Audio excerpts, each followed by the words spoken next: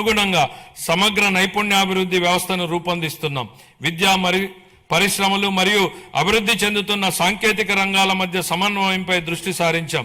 ప్రత్యక్ష అనుభవాల్ని కల్పించేందుకు అన్ని ప్రభుత్వ ఐటీఐలు 167 పరిశ్రమల భాగస్వామ్యంతో అవగాహన ఒప్పందాలు కుదుర్చుకున్నాయి.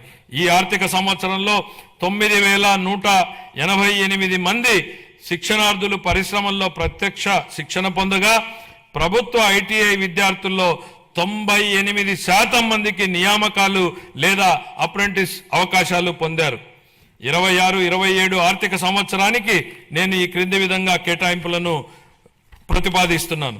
పాఠశాల విద్యాశాఖకు 32,308 కోట్ల రూపాయలు, అందులో ప్రజా పాఠశాలల మౌలిక వసతుల సమగ్రాభివృద్ధికి 1,500 కోట్లు, ఉన్నత విద్యాశాఖకు 2,567 కోట్లు, నైపుణ్యాభివృద్ధి మరియు శిక్షణ శాఖకు 1,232 కోట్లు, పంచాయతీరాజ్ మరియు గ్రామీణాభివృద్ధి